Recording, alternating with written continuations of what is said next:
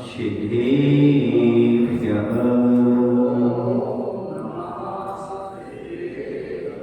जय श्री ओम नमः सिद्धेभ्यः।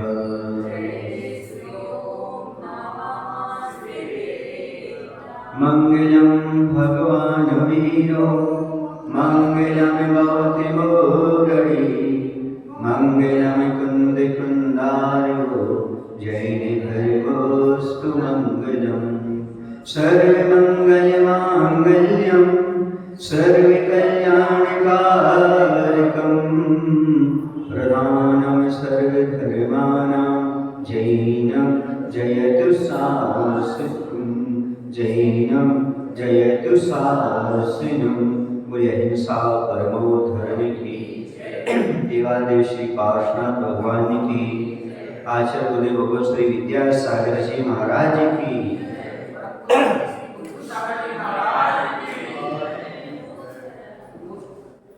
अरविंद परमेश जी के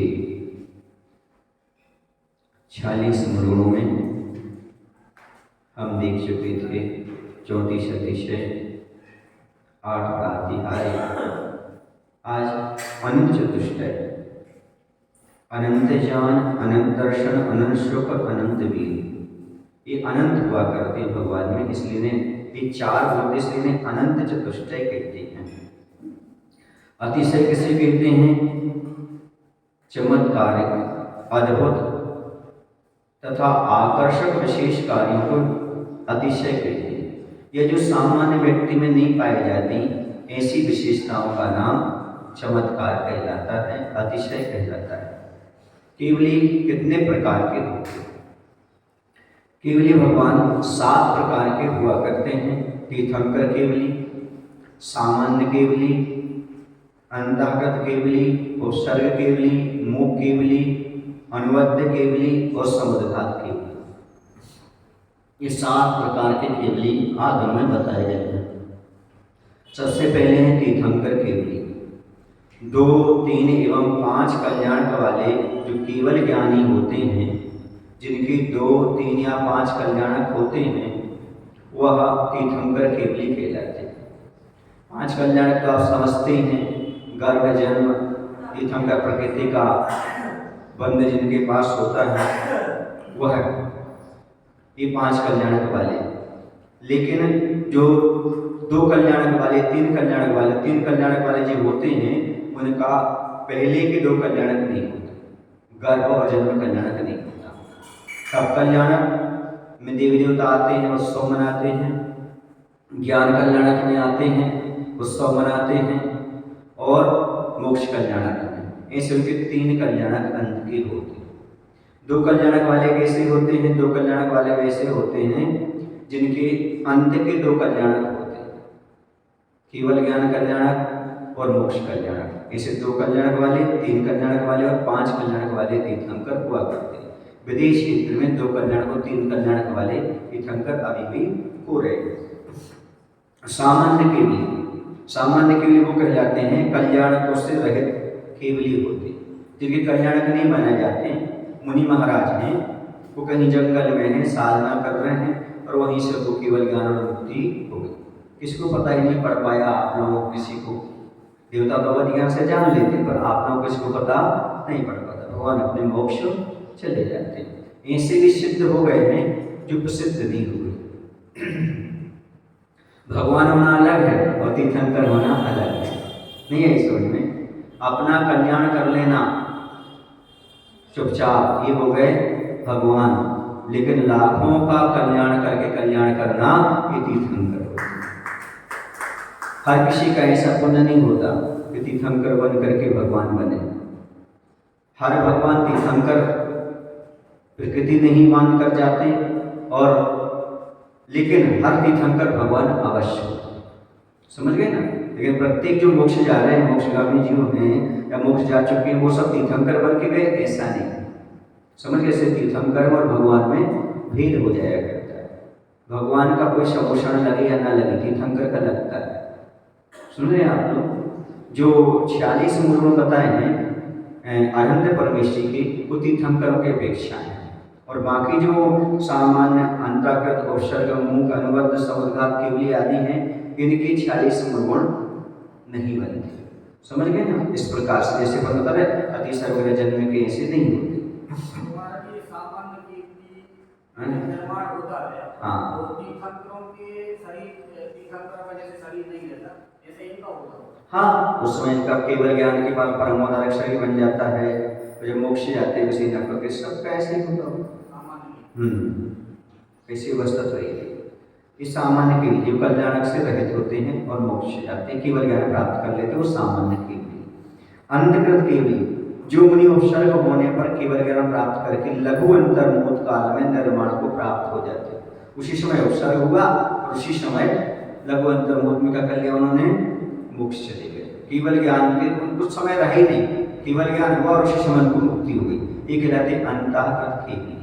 जैसे 3 पांडव युधिष्ठिर, अर्जुन और भीम, ये तीनों को उपसर्ग हुआ।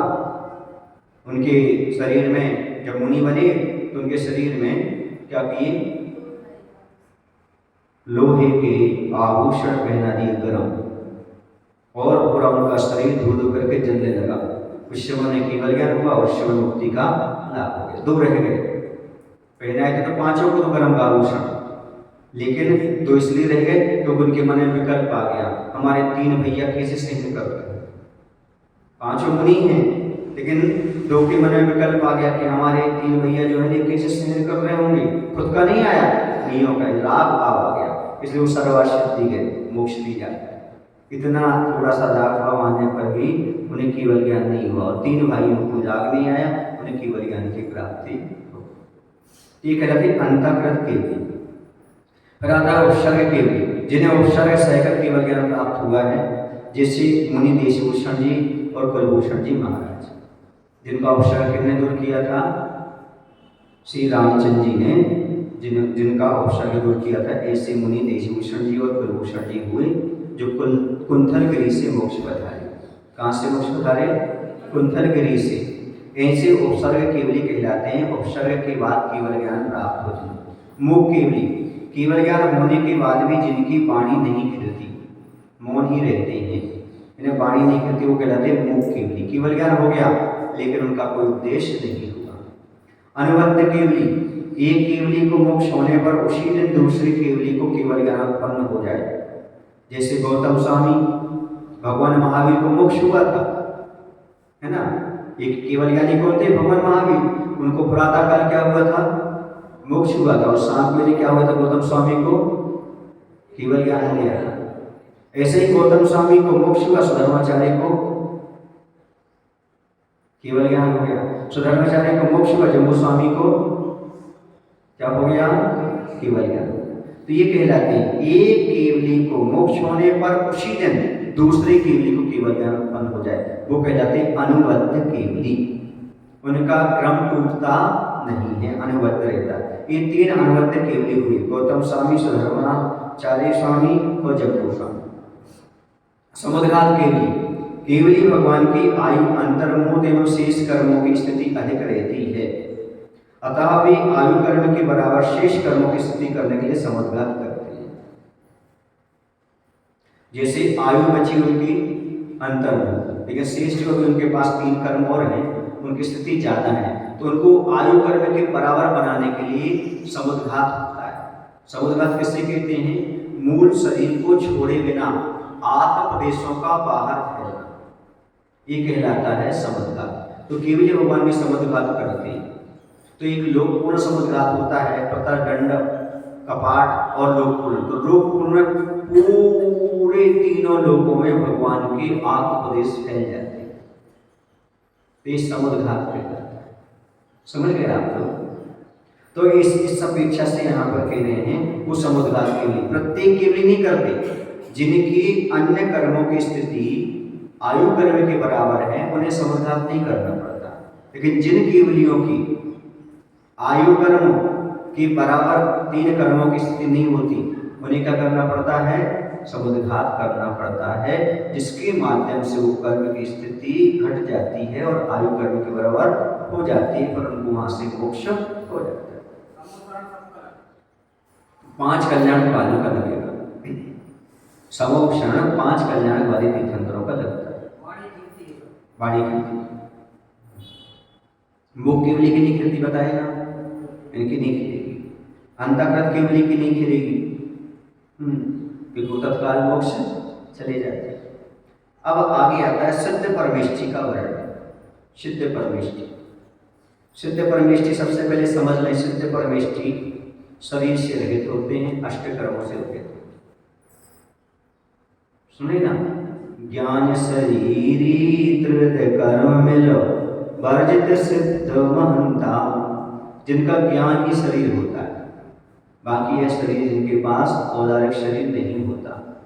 ऐसे अरहंत के बाद जब उनको 14वें स्थान में पहुंचते हैं, 5 हर्ष स्वर समय लेकर के एक समय में 7 राज्यों पार करके सिद्धालय में जाकर के विराजमान हो जाते हैं। लोक के अग्रभाग में वो सिद्ध परमेष्टि हुआ करते हैं, लोकाग्रवासी हो जाते हैं। तो अष्टकर्मों से रहित हो जाते हैं।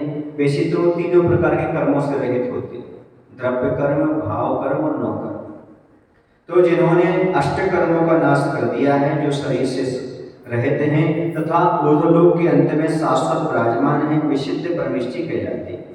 या यूं कहा जाए, जो द्रव्य कर्म माने ज्ञानावरण आदि 8 कर्म, भाव कर्म राग द्वेष आदि जो हमारे परिणाम भाव कर्म में कहलाते, नौ कर्म शरीर आदि 9 कर्म कहलाता है। इन तीनों कर्मों से रहित हैं, उन्हें सिद्ध परमेष्टि कहते हैं। त्रिविध, तीनों प्रकार के कर्ममल से रहित होते हैं सिद्ध परमात्मा।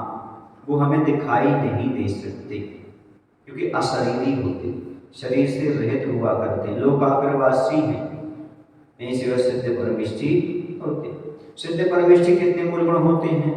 देखो, भगवान में तो अनंत गुण होते, चाहे अनंत परमेष्टि हो चाहे सिद्ध परमेष्टि। मूल माने जिनके बिना ना टिक सके, ये है जिसके बिना उनकी विशेषता ही ना बने, वो मूल कहलाते हैं।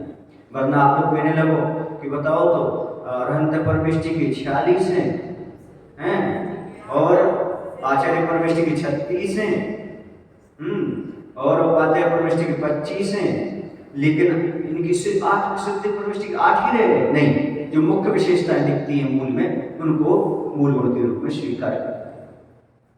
सिद्ध परमेष्टि के 8 मूल गुण: अनंत ज्ञान, अनंत दर्शन, अव्यावारत, छायक, सम्यक, सूक्ष्म, अगुण, लघु और अनंत वीर। ये 8 गुण हुआ करते हैं सिद्ध परमेष्टि मुख्य रूप से जो दिखाई देते, मतलब जो उनकी पहचान बनती है। अनंत ज्ञान, ज्ञानावरण कर्म के पूर्ण क्षय होने से अनंत पदार्थों को युगपद अर्थात एक साथ जानने की सामर्थ्य प्रकट होने को अनंत ज्ञान कहते हैं। भगवान को कुछ देखना नहीं पड़ता, उनके ज्ञान में सब कुछ झलकता है, जैसे दर्पण में सब कुछ झलकता है, ऐसे भगवान के ज्ञान में सब कुछ चराचर झलकता है। त्रिकालवर्ती, सुने ना, तीनों काल संबंधी वो तीनों लोक संबंधी पदार्थ भगवान के केवल ज्ञान में झलकते हैं। हमें कोई वस्तु देखना हो तो अपन को क्या करना पड़ता है?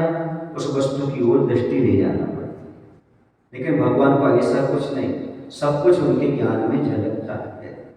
यही तो है, अपने पास आकुलता है, वो निराकुलता उनके पास।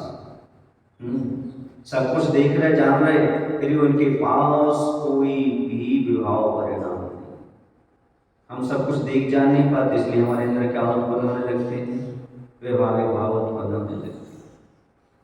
अनंत दर्शन, दर्शनावरण कर्म के संपूर्ण क्षय हो जाने पर अनंत पदार्थों का सामान्य अवलोकन के सामर्थ्य के प्रकट होने को अनंत दर्शन कहते हैं। भगवान के पास ही दोनों एक साथ होते हैं। क्या होते हैं? युगपद होते हैं, अनंत ज्ञान, अनंत दर्शन। हमारे पास जो दर्शन उपयोग, ज्ञान उपयोग होता है वो भिन्न भिन्न होता है, लेकिन उनका एक साथ हो जाता है। अपना एक समय में एक होगा, दर्शन उपयोग है तो ज्ञान उपयोग नहीं होगा, ज्ञान उपयोग है दर्शन उपयोग नहीं होगा, लेकिन उनका एक ही समय में दोनों उपयोग हो जाते हैं, अनंत ज्ञान, अनंत दर्शन। अव्यावादत्व, वेदनी कर्म के पूर्ण क्षय होने से बाधा रहित सुखरूप आनंदमय सामर्थ्य को अव्यावादत्व कहते हैं। ये अव्यावादत्व गुण हुआ करता है, उनके पास सुख में किसी प्रकार की बाधा नहीं होती, क्योंकि वेदनी कर्म असाता साता सब क्षय को प्राप्त हो, मात्र उनके पास साता वेदनी का ही तो हिता है उदय असाता वेदनी समान। छायक सम्यक मोहिनी कर्म की पूर्ण क्षय होने से, लेकिन सादा वेदनी कहाँ तक? 13वें गुण स्थान तक। उसके बाद सिद्ध परमेष्टि तो सादा वेदनी भी नहीं रहती, हम सिद्ध के मूल गुण पढ़ रहे हैं ना, तो सिद्ध परमेष्टि में न सादा है ना असादा, मां सुखी सुखी। क्षय सम्यक वेदनी कर्म के पूर्ण क्षय होने से प्रकट होने वाली आत्मीय सामर्थ्य को छायक सम्यक कहते हैं। इसके बाद आता अवगाहन, तो आयु कर्म के पूर्ण क्षय होने से एक जीव की अवगाहन क्षेत्र में अनंत जीव समा जाए ऐसे स्थान देने की सामर्थ्य को अवगाहनत्व कहते हैं। सिद्ध भगवान एक साथ अनंत रह लेते हैं। कैसे रह लेते हैं महाराज जी? ऐसे रह लेते हैं, सुनो, जैसे कमरा है छोटा सा आपके पास, उसमें एक दीपक रख लो तो उसका प्रकाश समा जाता है, उसमें दूसरा दीपक रख लो तो उसका भी प्रकाश समा जाता है, तीसरा रख लो तो इसका प्रकाश समा जाता है। जिस कमरे में एक दीपक का प्रकाश समा रहा था उसमें अनेकों दीपक का प्रकाश समा जाता है।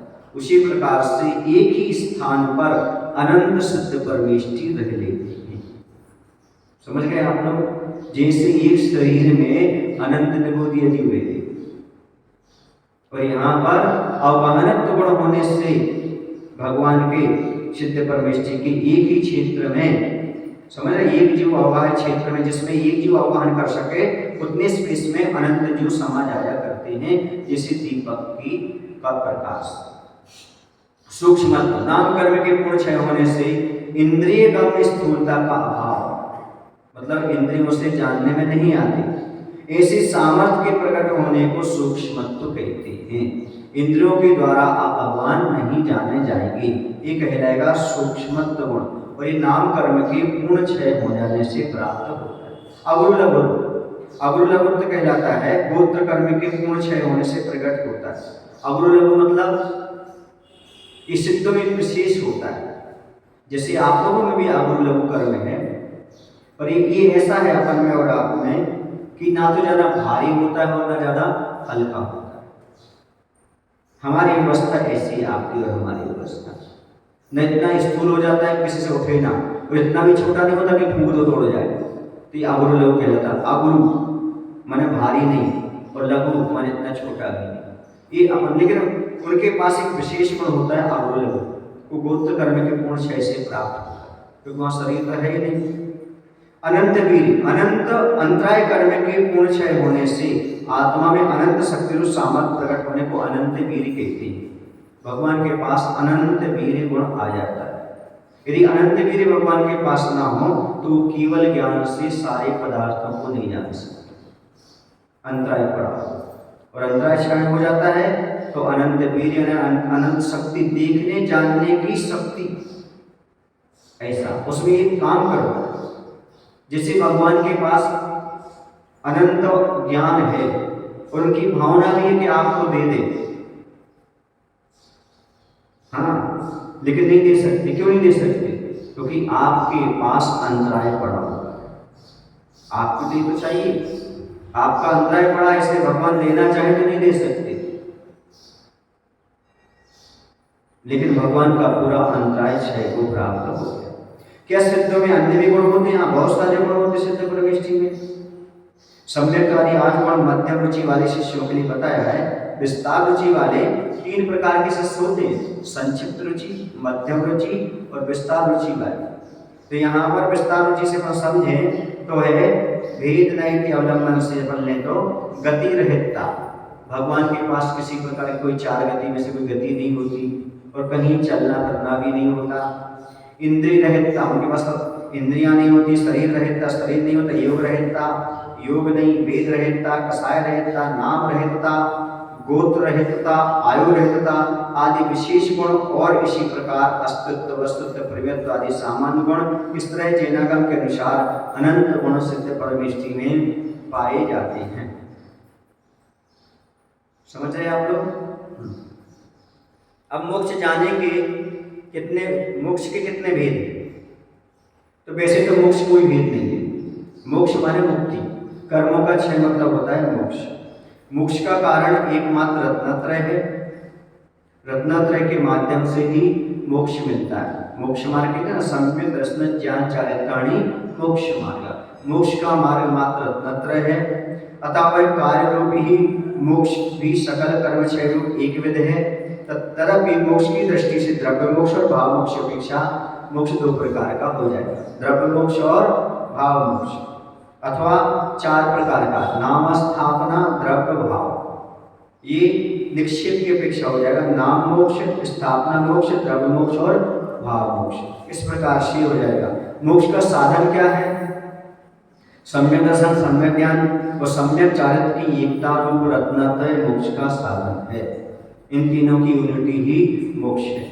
सम्यक दर्शन मात्र से मोक्ष नहीं मिलता, सम्यक ज्ञान मात्र से मोक्ष नहीं मिलता, सम्यक चारित्र मात्र से मोक्ष नहीं मिलता, बल्कि तीनों की एकता से मोक्ष मार्ग बनता है। सम्यक दर्शन के गुण गाते समय कभी चारित्र की अवहेलना नहीं करना चाहिए। कुछ लोग ऐसा कर जाते हैं, क्योंकि मोक्ष मार्ग तीनों से बनता है, सम्यक दर्शन से भी, सम्यक ज्ञान से भी और सम्यक चारित्र से। इसलिए तीनों की यूनिटी का नाम ही मोक्ष मार्ग है। आपको बता देते हैं, आप लोग को मान लो किसी बिल्डिंग पर चढ़ना है, पहुंचना है वहां पर। बिल्डिंग समझो आपकी जो ऊपरी मंजिल है वो मोक्ष है, लेकिन आपको चढ़ने के लिए चाहिए नसेनी। नसेनी जानते हैं आप लोग? जो सैनी होंगे वो जान जाएंगे। सैनी कितने लोग हैं? मनुष्य तो सैनी होता है। तो आपके मन में आकार आ गया होगा सैनी का। नसेनी का आ गया आकार। नसेनी कैसी होती? एक आजू, एक बाजू, बीच में सावजू, क्या बोलते उसको? ठीक है ना, साजू रख देते, आजू बाजू और साजू तीनों हो जाते हैं। हो जाते हैं, इसी का नाम नसेनी है ना। आजू बाजू और साजू बहुत सारे होते हैं। ऐसा किसी चारित्र प्रोग्रेस की अपेक्षा, उन्नति की अपेक्षा बढ़ता है। तो क्या आजू से नसेनी बन जाएगी, बाजू से, साजू से? नहीं, जब तीनों मिलेंगे तभी नसेनी बनती है। उसके बाद सम्यक दर्शन आजू है, सम्यक ज्ञान बाजू है और साजू सम्यक चारित्र है। ये तीनों जब मिलते हैं तब जाकर के मोक्ष महल पर हम पहुंचते हैं। उसके पहले हम मोक्ष महल पर नहीं पहुंच सकते। समझ गए ना? ये तीनों के साथ ही मुक्ति का मार्ग बनता है, समरस, सम्यक, सम्यक चारित्र। ये रत्नत्रय कहलाता है। अब कर्मों से छूटने का उपाय क्या है? तो केवल ममत्व भाव रहित होना ही कर्मों से छूटना। मैं तो बहुत बड़ी बात है, राग देश को छोड़ो, रत्नत्रय को धारण करो, संवर के और निर्जरा के साधन अपनाओ। लेकिन संक्षिप्त में इतनी सी है, रत्तो बंधधिकं मुंचति जीवो विराग संपन्नो एसो जिदोपदेशो तम्माकं मे सुमारज्यो। आचार्य कुंद महाराज कहते हैं, रत्तो बंधधिकं, राग से कर्म का बंध होता है। मुंचति जीवो विराग संपन्नो, और वैराग भाव से छूटता है, यानी मोक्ष।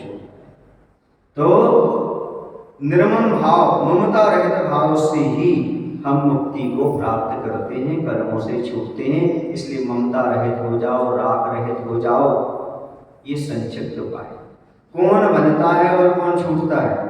पर में आत्मा की बुद्धि करने वाला बहिरात्मा अपने स्वरूप से भ्रष्ट हुए बिना किसी संशय के अवश्य बंधन को प्राप्त होता है, तथा अपने आत्मा के स्वरूप में अपने आत्मने की बुद्धि रखने वाला अंतरात्मा ज्ञानी पर से अलग होकर मुक्त हो जाता है।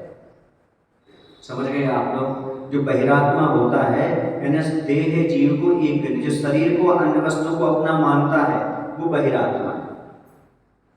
शरीर और आत्मा को एक माने, बाह्य पदार्थों में अपनी आत्मा की खोज करे, ये बहिरात्मा है, विषयों में ही लगा रहे। ऐसा बहिरात्मा जो होता है वह बंधन को प्राप्त होता है। और जो ऐसा सोच लेता है, ऐसा विश्वास कर लेता है, आत्मा के स्वरूप में अपने आत्मने की बुद्धि रखता है, अर्थात आत्मा ही में हूँ, बाकी शरीर पर पदार्थ में नहीं हो सकता, ऐसी बुद्धि रखने वाला अंतरात्मा कर्मों से छूट करके परमात्मा बन जाता है। सुने ना? इसलिए शरीर और आत्मा के भेद को जानना परम आवश्यक है। भेद विज्ञानता सिद्धा, सिद्धा किल कीचना, स्वभाव तो बद्धा, बद्धा किल कीचना। आचार्य कहते हैं आज तक जितने भी सिद्ध हुए हैं, हो रहे हैं और होंगे, वो मात्र वेद विज्ञान के बल पर ही हुए हैं, हो रहे हैं, होंगे। और वेद विज्ञान के अभाव में आज तक बने हैं, बन रहे हैं और बनेंगे। वेद विज्ञान का समझते हो? शरीर और आत्मा के भेद को जानना, मात्र मुख से बोलना नहीं, अंदर से उसको स्वीकार करना। आत्मा अलग है, शरीर अलग है, और उस प्रकार की प्रक्रिया को अपनाना, चारित्र को स्वीकार करना, फिर जाकर के इसे वेद विज्ञानी के लिए ही परमात्मा बनने की सुविधा है, या वही परमात्मा बन सकता है, वही कर्मों से छूट सकता है। जो वेद विज्ञान को नहीं कर सकता वह कभी मुक्ति का लाभ प्राप्त नहीं कर सकता। वेद विज्ञान का अर्थ बहुत सारा ज्ञान नहीं है, वेद विज्ञान का अर्थ है पर और सो का भेद जानना, स्वयं में और पर में भेद करना। बाकी ये नहीं समझना, हमारा बच्चा भी जानता हमारा जी पराया क्या है, अपना क्या है। ये पराया नोट में, ये मेरा नोट, ये पराया घर, ये हमारा घर, ये पर में दो भेद हो गए, पर के दो भेद कर दिए। शरीर और आत्मा का भेद, आत्मा के अलावा हमारा कोई पदार्थ है ही नहीं, बाकी सब कुछ जो कुछ है वैसा पर है। ऐसा भेद जानना ये वेद विज्ञान कहलाता है। यही आज तक नहीं हो पाया, इसलिए संसार में पड़े समझाने के लिए तो है हमारे पास वेद विज्ञान। शब्द ज्ञानी बहुत हैं पर वेद विज्ञानी नहीं है। शब्द ज्ञानी महत्वपूर्ण नहीं है, वेद विज्ञानी होना महत्वपूर्ण है। ये तो प्रत्येक व्यक्ति कह देगा आत्मा अलग है, शरीर अलग है, लेकिन वेद विज्ञान ज्ञात हो तब तो। एक संस्मरण याद आ रहा है, आपको तो सुना दो। उस समय की बात है जब हमारे पैर में 2002 में नवंबर में था, हर्पिस रोग हो गया। जो हर्पिस रोग हो गया तकलीफ बहुत थी। एक तखत था, तखत पर बैठते थे, नीचे एक पाटा था, उस पर पैर रख करके नीचे उतरते थे क्योंकि पैर में तकलीफ अधिक थी। तो उस समय शायद 7 या 8 तारीख थी, 8 जून था। तकलीफ बहुत अधिक हो चुकी थी। अब तकलीफ तो तकलीफ है, शरीर में होगी ही, तो कितना भी ज्ञानी हो शरीर का ज्ञान तो होगा ही होगा, उसका दुख तो भोगना ही पड़ेगा। तो उस समय हमें कमरे से बाहर ले जाने आदि के लिए, सहारा देने के लिए 2 महाराज रहते थे। उस समय पूज्य प्रवचन सागर जी और पूज्य सागर जी महाराज बैठे हुए थे। प्रतिक्रमण हो चुका था, इतनी अधिक वेदना हो गई पैर में, अब सहन नहीं हो रहा है, तो कुछ ना कुछ बोलने की इच्छा हो। जैसे आप लोग चिल्लाते ना आई वाई वाई ऐसे भक्ति हो, तो वैसा नहीं, आप साधु तो साधु होगा। तो उस समय आंखों से आंसू, आंख बंद कर लिए और एक ही शब्द, एक ही बात अंदर से निकल रही, आत्मा अलग है, शरीर अलग है। आत्मा अलग है, शरीर अलग है, कष्ट आत्मा को नहीं शरीर को होता है। ऐसा निकल भी रहा है पर आंखों से क्या निकल रहे, आंसू भी निकल रहे। तो एक महाराज गए और आचार्य को बोला, आचार्य उनको वेदना बहुत है, वह कुछ बोल रहे हैं। तो आचार्य जी आए, सबसे कह दिया साइलेंट, और वहाँ जो नीचे पाटा था उस पर आकर के बैठ गए। हमारी तो आंखें बंद है और हम कहते जा रहे हैं आत्मा अलग है, शरीर अलग है। दर्द आत्मा को नहीं शरीर को होता है। आचार्य ने धीरे से उसी पैर को टच कर दिया जिस पैर में तकलीफ थी। उनका ए कौन है, देखा तो था नहीं कि आचार्य जी बैठे हुए, गुरु महाराज बैठे हुए। पर आचार्य जी से बोलते मैं नहीं कर सकता, भाई हम कहा आचार्य आप, तत्काल हमें आके खोली, हमें आई आचार्य ऊपर तो बैठिए, आप नीचे कैसे बैठ गए। अरे बोले बोल कुंथु क्या कह रहा था अभी, क्योंकि आचार्य प्यार से क्या बोलते हैं कुंथु। सब महाराज से ऐसे बोलते, किसी महाराज से प्रसाद, कहीं से पुराण, ऐसे नाम लेकर के बोलते पवित्र है ना। तो बोले क्यों कुंथु, क्या बोल रहा था बोलो। तो आचार्य थोड़ा सा उपयोग चेंज कराने के लिए आए थे, बहलाने के लिए, ताकि हमारा उपयोग दर्द से हट जाए। क्या बोल रहा था, हमने कहा आचार्य जी यही तो बोल रहा था, आत्मा अलग है, शरीर अलग है, तकलीफ दर्द दुख शरीर को होता है, आत्मा को नहीं होता। तो आचार्य मुस्कुरा के थे, पर ये आंसू किसके आ रहे हैं। तो मैंने कह दिया ये भी पुद्गल के उपकार है, सुख दुख जन्म मरण आदि ये पुद्गल में से आ रहे हैं, आत्मा तो स्वस्थ। तो आचार्य बोलते बहुत अच्छा, ऐसा ही भेद विज्ञान बनाए रखें। साधु के लिए समता और भेद विज्ञान ही सबसे बड़ी औषधि है, इससे बड़ी कोई औषधि नहीं। कितना ही बड़ा रोग हो जाए, यदि समता परिणाम है तो सब सहन हो जाता है, और यदि समता परिणाम नहीं है तो फिर बहुत गड़बड़ी हो जाती है। तो ये वेद विज्ञान की बात ये है, जब तकलीफ हो तब उस समय याद आए, केसुन चल रहे हो तो उस समय याद आए कि आत्मा अलग है और शरीर अलग है, समझ रहे ना, तब वो अपने आप में महत्वपूर्ण है।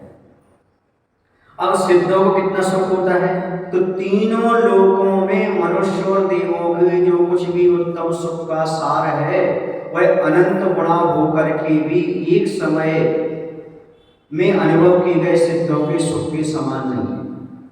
सुने ना, तीनों मनुष्यों, तीनों लोगों के, मनुष्य और देवताओं में जितना हमेशा का सुख है, सुने ना, तीनों लोगों का तीनों कालों में जितना देव और मनुष्य का सुख है वह पूरा जीवन भर का इकट्ठा कर लिया जाए, और एक सिद्ध का मात्र, सिद्ध जीव का, सिद्ध परमेष्टि का सुख रखा जाए तो भी उससे अनंत गुणा सुख है। समझ में आ रहा आपको कैसा सुख होगा उनका? अर्थात समस्त संसार सुख के अनंत गुणे से भी अधिक सुख को सिद्ध एक समय में भोगते हैं। वो भी एक समय का सुख बता रहे हैं, इतना एक समय का सुख, जितने सारे मनुष्य देवताओं का पूरे जीवन भर का ले लो सुख, भगवान को एक समय में उतना सुख मिलता है। सीधी सी बात है, जहां शरीर नहीं है, राग देश नहीं है, वहां पर कितना सुख होगा। जरा आप राग देश में रह के तो देख लो, चिंता मुक्त होकर देख तो लो कैसा आनंद आता है।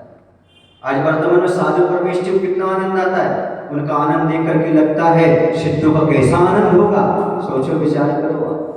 आचार्य परमेष्टि की कितनी भी कष्ट हो, कितनी भी तकलीफ हो, उनका मनोबल देखो, बिहार देखो। सब कह रहे थे कि यहाँ से बिहार हो रहा है, तो अब तो कहीं ना कहीं रास्ते में चातुर्मास होगा, ऐसा होगा, वैसा होगा, लेकिन कहाँ, शरीर शरीर है, आत्मा का बल आत्मा का बल, आत्मा का बल अपने आप में अलग है। वो आत्मा का बल नहीं, वो आत्मा का बल है जो शरीर के बल को ठुकरा करके केवल ज्ञान को प्राप्त करा देता है। ऐसा बल है कि केवल ज्ञान तक प्राप्त करा देता है। इस प्रकार से आत्मा का सुख ऐसा होता है, जो यहाँ पर है वो वहां पर नहीं है। सीधी बात, जो चीजें आपके पास है ना वो उनके पास नहीं है, क्योंकि आपके पास सारी चीजें दुख उत्पन्न कराने वाली, आपकी हर चीज के पीछे दुख है। ऐसे कौन सी चीज का दुख ना हो? आपने भोजन किया, अच्छा लग रहा, थोड़ा ज्यादा खा लिया तो पेट गड़बड़, दुख हो गया। कोई अपनी घनिष्ठ मित्रता है, अच्छा मित्र है, सुख दे रहा है, थोड़ी सी गलतफहमी हो गई, दुख देने लगा। बोलो ना भाई, ठंडी है, अच्छा भैया देखो गर्मी थी, अच्छी चीज हवा चलने लगी, लेकिन तेज हवा चल गई, ठंडी बंद करो, कोई दुख हो गया। कहाँ पर सुख है आपका?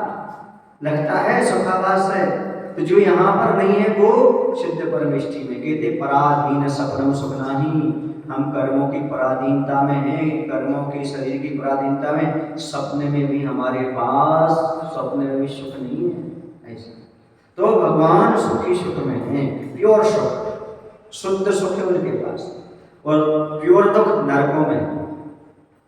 मोक्ष की स्थिति कितनी है? सादी अनंत, अर्थात कोई भी जीव मोक्ष जाता है तो अनादि से तो गया नहीं, कभी ना कभी तो गया है, जब से भी गया हो उसका तो कुछ ना कुछ होगा, अनादि से चला रहा है। तो ये सादी मतलब होता है बीच में प्राप्त होना। कैसे प्राप्त होना? हाँ, उसकी अपने से कोई भी सिद्ध हुए हैं तो वह अपने से पुरुषार्थ के बल पर हुए, तो ये शादी हो गया। पहले नहीं था, बाद में आया, वो शादी कहलाता है। और अनंत, अब कभी भी छूटेगा नहीं, हमेशा एक सा बना रहेगा, कभी छूटने वाला, वो अनंत हो जाएगा। समझ गए ना आप लोग? तो ये हो गया शादी अनंत। अनादि से जीव मोक्ष प्राप्त करते आए हैं, तो क्या यह जगत कभी शून्य हो जाएगा? नहीं, कभी नहीं हो सकता।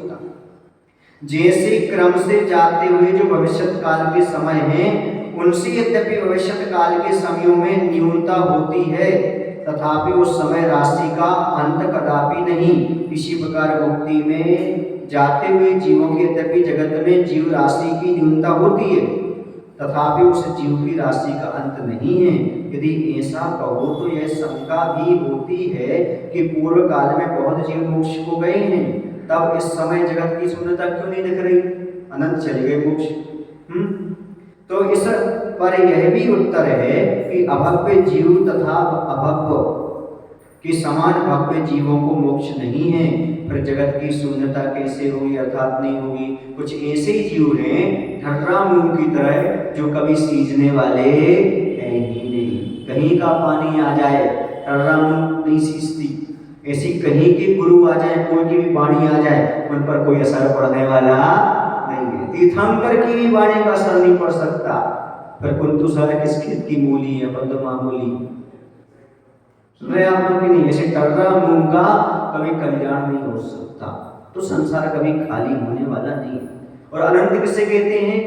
जिसमें से व्यय होता रहे पर आय ना हो, उसका नाम अनंत है। फिर भी जीव का क्यों बना है? किसे बोलते अनंत? जिसमें से निकलते तो जाए जीव, लेकिन और आए ना, फिर भी जीव की तो राशि बनी रहे, उसका नाम अनंत है। समझ रहे आप लोग? जिसमें से निकालते निकालते तो जाओ और डालो नहीं, फिर भी कभी खाली ना हो, कमी ना आए। जीव का जो बना रहा, उसका नाम अनंत होता है। समझ में आ रहा आपको? नहीं आ रहा? एक आलू में अनंत निगोदिया जीव होते, आपके शरीर में निगोदिया जीव है, कहाँ नहीं है? समझ में आ रहा है आपको? तो इस प्रकार से ये जीव रहते, इसलिए कभी संसार खाली होने वाला नहीं। कितने समय में कितने जीव किस प्रकार से मोक्ष जाते हैं? तो एक समय में जघन्य से एक, जघन्य से कितने? एक समय में, एक समय समझते हो आप लोग? समय की सबसे छोटी इकाई जिसका हम आकलन नहीं कर सकते। किसी ने आकलन किया था, वो मनगणंत है कि 1 सेकंड का 24वां भाग एक समय कहलाता है, पर उससे भी छोटा होता है। 1 सेकंड का 24वां भाग, उससे भी कम होता है एक समय। तो एक समय में जघन्य से एक जीव और उत्कृष्ट से 108 जीव सिद्ध दशा को प्राप्त हो सकते हैं। एक समय में कम से कम एक जीव और अधिक से अधिक 108 जीव मोक्ष जा सकते हैं। 6 माह और 8 समय में, कितने? 6 महीने और 8 समय में नियम से 608 ही जीव सिद्ध होते हैं। 6 माह और 8 समय में नियम से 608 जीव ही सिद्ध होते हैं। उससे कम अथवा अधिक नहीं हो सकते, ये रूल्स है, प्रकृति का नियम है। यदि 6 माह का अंतर पड़ गया तब लगातार 8 समयों में क्रम से, यदि मान लो 6 महीने तक कोई जीव मोक्ष नहीं गया, इतना अंतर पड़ गया, तो कह रहे हैं जो 8 समय बचे तो उसमें क्रम से क्या होगा? विभाजन कर लो 8 समय का। पहले में 32, दूसरे में 48, तीसरे में 60, चौथे में 72, पांचवें में 84, छठवें में 96, सातवें में 108 और 8वें 108 जीव सिद्ध हो सकते हैं। अतः जघन्य से एक समय में एक और उत्कृष्ट से 6 माह के अंतर होने के बाद 8 समय में 608 जीव मुक्त होते हैं। ऐसा आगम का उल्लेख है, त्रिलोकीपनिषद ग्रंथ में ऐसा लिखा हुआ है। अब इसके बाद अपन चलते हैं आचार्य परमेष्ठी। सिद्ध परमेष्ठी का वर्णन हो गया। अब आचार्य परमेष्ठी। आचार्य परमेष्ठी कौन होते हैं? जो शिक्षा दीक्षा प्रदाता होते हैं, प्रायश्चित के देने वाले होते हैं, संघ के नायक हुआ करते हैं, नग्न दिगंबर होते हैं, जिनके 36 मूलगुण हुआ करते हैं, जो पंचाचार का स्वयं पालन करते हैं, औरों को कराते हैं, वो आचार्य परमेष्ठी हुआ करते हैं। और जिनके हमने बता दिया कि वो संघ के नायक होते हैं, जो पंचाचार का स्वयं पालन करते हैं और दूसरों से कराते हैं। शिष्य और संघ में रहने वाले साधु से कराते हैं, उन्हें आचार्य परमेष्ठी कहते हैं। ये संघ के नायक होते हैं और शिष्यों को दीक्षा एवं प्रायश्चित देते हैं। पंचाचार कौन से कहलाते हैं? दर्शनाचार, ज्ञानाचार, चरित्राचार, तपाचार और वीर्याचार। इनका पालन कराने वाले आचार्य परमेष्ठी हुआ करते हैं। संघ के नायक होते हैं, दीक्षा शिक्षा और प्रायश्चित देने वाले हुआ करते हैं। आचार्य परमेष्ठी कितने मूल गुण होते हैं? तो आचार्य परमेष्ठी के 36 मूल गुण होते हैं। कितने? किसी ने मुझसे पूछा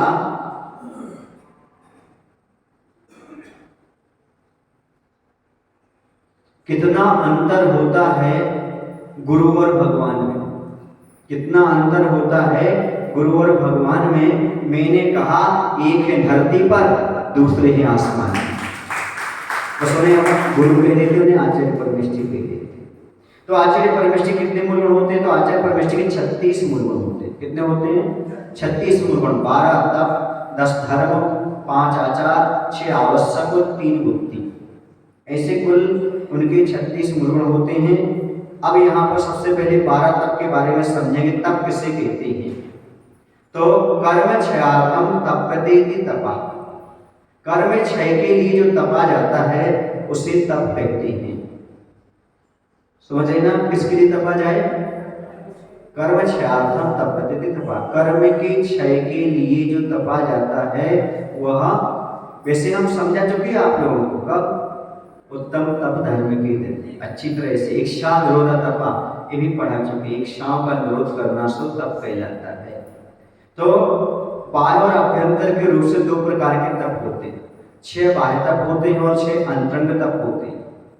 कुछ लोगों की धारणा ये है कि अंतरंग तप पर्याप्त है, बाह्य तप की क्या जरूरत है।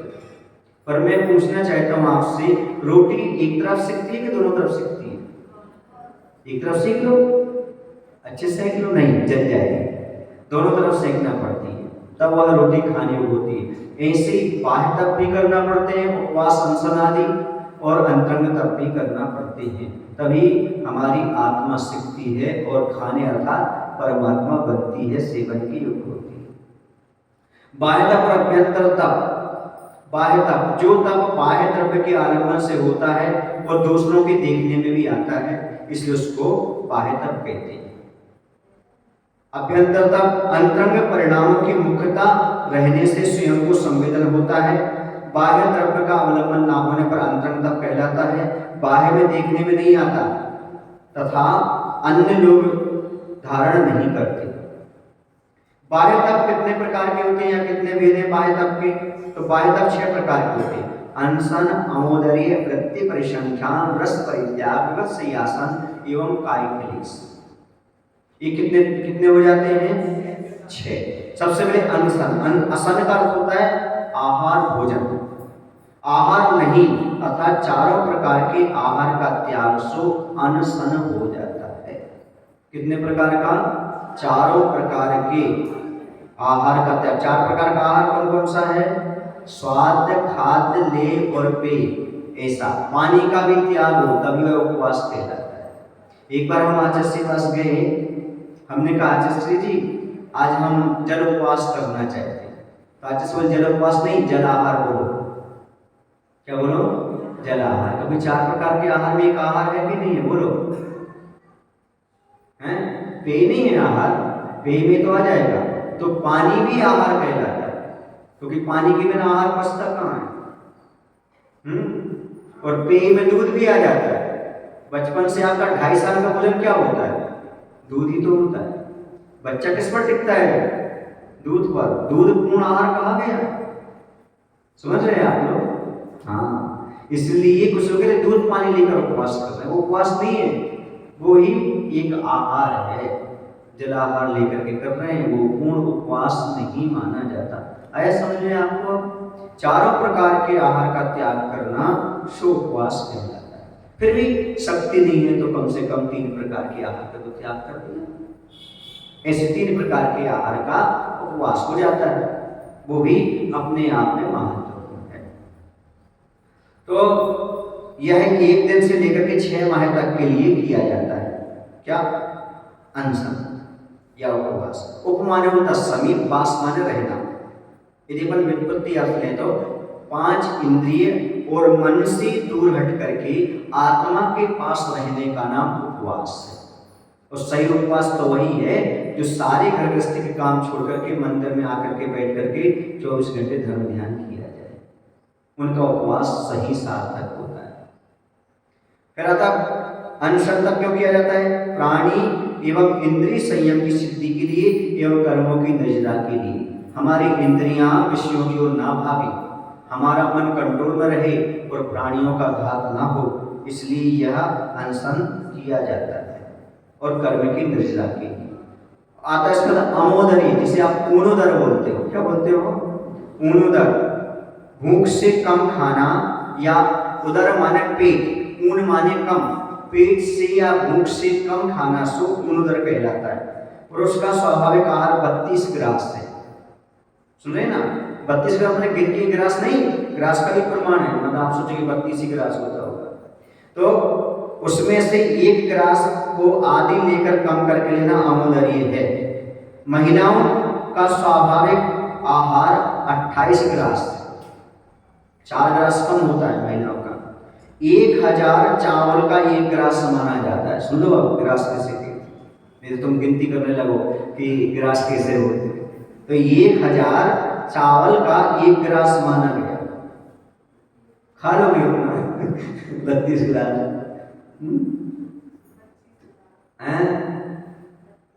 कितनी तवेली बन जाएंगे। तो इस प्रकार यह उत्तम, मध्यम और जघन्य 3 प्रकार का हो जाता है, ठीक है ना। ये कैसे हो जाता है मध्यम उत्तम, तो इसकी व्यवस्था होती है। तो भूख से कम खाना, जैसे समझा देते हैं आपको, मात्र 1 ग्रास लेना या 1 बूंद पानी लेकर के बैठ जाना। एक कटोरी पानी लेना, 1 बूंद ले, ये क्या था उत्कृष्ट ऊन उदर। संघ में हमने देखा उत्तम सागर जी महाराज करते थे, अभी करते होंगे, कुंभराज में है, मात्र चौके में गए, 1 बूंद अकेली ली उन्होंने, और 1 बूंद कैसा लिया और बैठ गए। ये कहलाता है ऊन उदर उत्कृष्ट। मध्यम कैसा कहलाता है, आधा आहार हो गया, बैठ गए। और जघन्य का कहलाता है लास्ट में जब अपन को थोड़ा सा लेना हो, 2-5 ग्रास बचे हो, तो अब नहीं लेना, उसको त्याग करके बैठ जाए। ये क्या रहता है, इस प्रकार से ऊन उदर 3 प्रकार के हो जाएगा। समझ गए आप लोग। एक बार की बात है, मैं अपना अनुभव सुना दे। उदयचंद जी गोदमा वाले पंडित जी भी थे और निश्चय वाले भी थे, पर आचार्य जी के पास आते थे वो चौका लेकर के।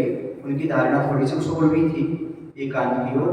तो हमारा उस दिन संकल्प था, ऊन उदर लेकर के गए थे, और ऊन उदर में मात्र 8 अंजलि का प्रमाण लेकर के गए। जो वो दे दे तो 8 लेंगे, इससे ज्यादा नहीं लेंगे।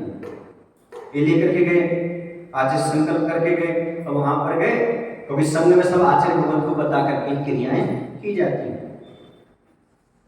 तो उनके यहाँ गए तो उन्होंने बस पानी दिया, 8 अंजलि, हमने 1 इनसे लिए, 1 उनसे और बैठ गए। अब वो जाकर के हमसे तो कुछ नहीं बोले, बड़े गुस्से में रहे वो, हमसे कौन सी गलती हो गई, क्या बात हो गई। और उस किस्मत से हमारा उस समय मौन भी था 4 महीने का। अब 4 महीने का मौन भी था, तो उन्होंने कुछ पूछा, हमने कहा हो गया, हमने हंस के आशीर्वाद भी दे दिया।